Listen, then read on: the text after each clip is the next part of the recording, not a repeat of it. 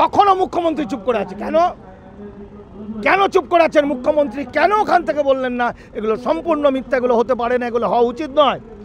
আজকে পশ্চিমবঙ্গের যে মিডিয়া, আপনাদের যে কিছু মিডিয়া, ওই কুলকুল না শফিকুল কি আছে, আর একটা মেয়ে আছে, এদের এখনো পাবলিক হাত পা গুঁড়ো করে দেয়নি। এটা অবাক, পুরো বাংলাকে ধ্বংস করে দিল।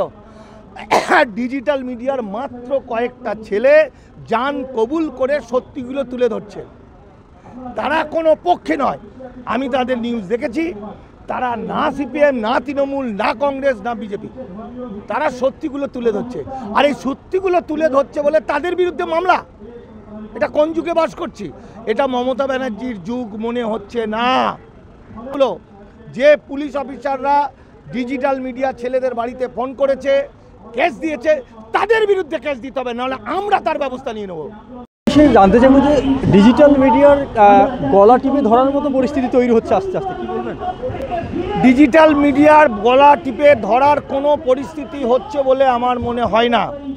আমার যেটা মনে হয়, মুখ্যমন্ত্রী মমতা বন্দ্যোপাধ্যায়ের বেশি বেশি আমলা নির্ভর হওয়া, অর্থাৎ মুখ্যমন্ত্রী যে কাজগুলো তার পার্টির দেখা দরকার, যে কাজগুলো তার দেখা দরকার, সেই কাজগুলো পুলিশের হাতে ছেড়ে দিয়েছে। আর পশ্চিমবঙ্গের বেশিরভাগ পুলিশের ভিতরে আরএসএস বিজেপি ঢুকে গেছে।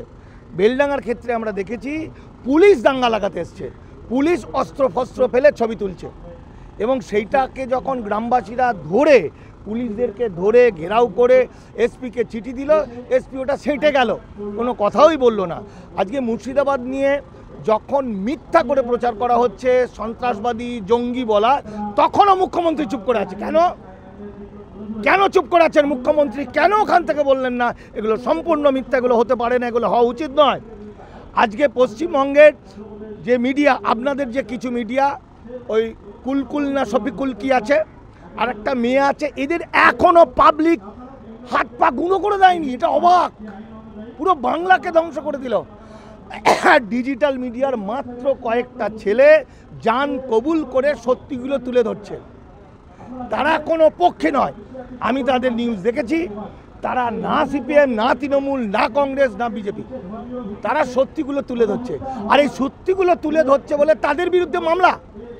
এটা কোন যুগে বাস করছি? এটা মমতা ব্যানার্জির যুগ মনে হচ্ছে না।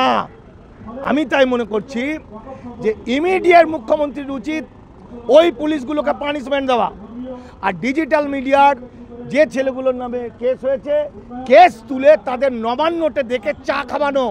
ঠিক যেভাবে তিলোত্তমা আন্দোলনের সময় কিছু শয়তান ব্ল্যাকমেলার জুনিয়র ডাক্তারকে ভাই ভাই বলে আদর করা হয়েছিল, সেরকমভাবে ভাই ভাই বলে এই মিডিয়াকে আদর করে ডাকতে হবে, এবং তাদের পক্ষে বলতে হবে না, সত্যিটা ওনাকে শুনতে হবে, মুখ্যমন্ত্রীকে শুনে বিচার করতে হবে।